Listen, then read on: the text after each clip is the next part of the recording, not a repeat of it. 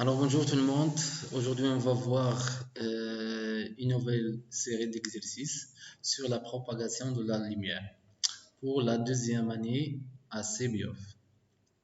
Ça y est. Alors, pour l'exercice numéro 1, placez le mot suivant dans la bonne place. Translucide, transparent, opaque. Un corps laisse passer la lumière et l'on voit nettement à travers lui. Donc, c'est un corps ou bien un milieu transparent.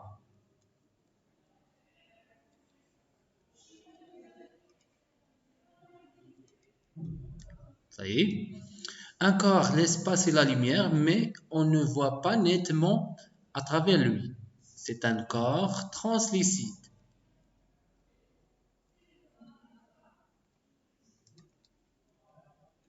Et enfin, un corps opaque.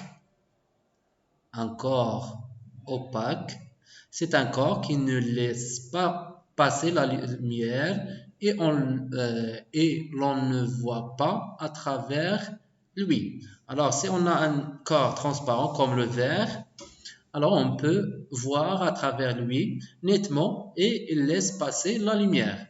Un corps translucide, un peu transparent, c'est pas à 100%, donc il laisse passer de la lumière, un peu de lumière, mais on ne voit pas nettement à travers lui. Vous savez? Un corps opaque, il ne laisse pas passer la lumière et on ne peut pas voir à travers lui. Donc, par exemple, le mur ou bien une plaque de bois, etc. Exercice numéro 2. La lumière se propage-t-elle dans le vide? Oui. Donc, pendant la nuit, donc on peut voir les étoiles, on peut voir les lunes, ou bien la lune. Ça y est, alors, donc, le vide, elle laisse, ou bien la lumière se propage dans le vide. Donnez la vitesse de la lumière dans le vide. La vitesse de la lumière, dans le vide, c'est la vitesse, donc c'est la distance parcourue, la lumière, c'est la vitesse, donc on dit la vitesse de la lumière, c'est la distance parcourue pendant une durée de temps. Alors, la vitesse de la lumière, c'est 300 000 km par seconde, c'est-à-dire chaque une seconde, la lumière dépasse ou bien parcouru 300 000 km. Ou bien on dit c'est 3 fois 10 à la puissance 8 mètres par seconde. Ça y est. Alors 3 fois 10 à la puissance 8 secondes. C'est 300 millions mètres. 300 millions. Donc si 300 millions mètres par seconde. Chaque seconde, la lumière parcourt 300 000 mètres. Alors c'est une vitesse très grande. Énoncer le principe de la propagation rectiligne de la lumière. Alors l'énoncé le principe de la propagation rectiligne de la lumière, qu'est-ce qu'il dit? Il dit que la lumière se propage selon des lignes droites. Alors, la lumière se propage selon des lignes droites dans un milieu transparent et homogène. transparent et homogène dans toutes les directions possibles. Dans toutes les directions possibles. Ça y est. Donnez les trois types de faisceaux lumineux, dessinez-les. Donc, on a les faisceaux lumineux convergents.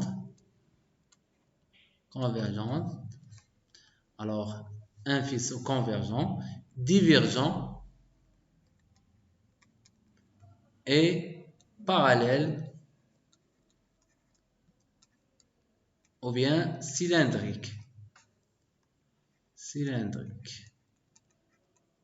Ça y est. Alors, un faisceau lumineux convergent, c'est-à-dire converge vers un point. Ça y est. Ce sont des faisceaux lumineux qui convergent vers un point. Divergent, ils s'écartent d'un point. Ça y est, c'est le contraire de convergent. Ils divergent. Ça y est. Parallèle, elles restent parallèles. Donc, comme ça.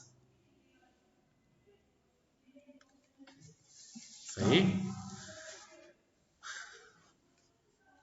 Donc, il y a plusieurs rayons lumineux. Mais on dessine 3 ici et 3 ici et 2 pour les parallèles. Mais il y a plusieurs comme ça, etc. Mais nous, donc, on dessine 3 rayons lumineux, 3 rayons lumineux et ici 2 rayons lumineux. Voyez? Alors, on passe à l'exercice numéro 3. Classer les substances ci-dessous en substances transparentes, opaques et translucides. On mettra un croix dans la case correspond à la réponse choisie. Alors, substance carton, verre dépolé, l'air et verre. Voyez? Carton, verre dépolé. C'est en arabe الزجاج الخشن. Ça y est. Alors, substance transparente, substance translucide et substance opaque. Le carton, est-ce que transparent, translucide, opaque? Alors, le carton, c'est opaque. Ça y est, on met croix ici. Verre dépolé, est-ce que substance transparent, translucide, opaque? C'est translucide. Ça y est, dépolé. C'est pas comme le verre ça y est. L'air, c'est une substance ou bien un milieu transparent. Verre, donc, c'est une substance transparente. Ça y est. Alors, il faut faire attention, c'est le verre transparent, c'est pas le verre coloré ou bien, ça y est. Alors, l'exercice 3, l'exercice 4, l'œil placé derrière le troisième écran peut-il voir la lampe? Pourquoi? Justifiez en écrivant une phrase et en traçant le faisceau de lumière ici de la source. Alors, est-ce que l'œil peut voir la lampe? Non. Donc, pourquoi? Donc, non. Parce que les trous, si vous voulez, les trous ne sont pas alignés. Ça y est, ne sont pas alignés. Donc, on a un trou ici, alors, et le trou de la lampe. Alors, les trous ne sont pas alignés. Ça y est. Justifiez en écrivant une phrase et en traçant le faisceau lumineux. Donc, on trace le faisceau lumineux.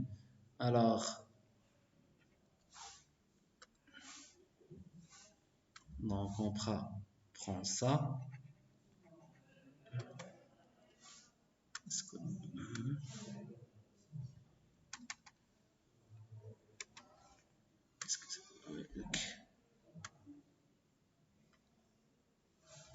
Oui, prends le vert ou bien prends le jaune. Ça y est. Mais pourquoi il fait ça? Alors, on prend le vert. Non, il ne veut pas. Donc,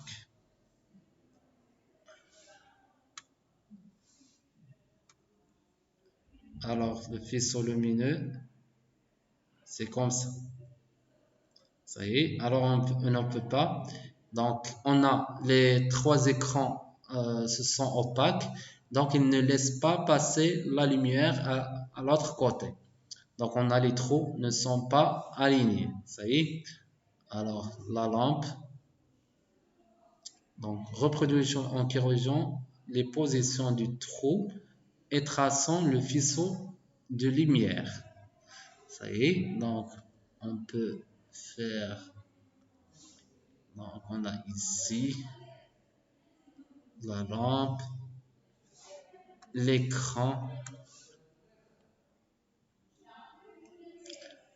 Il faut que l'écran 2. Donc, il faut les trous soit parallèles ou bien soit alignés. Et donc, on a 1, 2, l'œil aussi. Faut au niveau. Alors, on dessine. Je ne sais pas pourquoi il fait ça. Alors, on dessine le rayon lumineux. Ça y est. Ou bien le faisceau lumineux. Donc, l'œil peut voir la lumière dans le schéma suivant. Donc, merci pour votre attention et au revoir.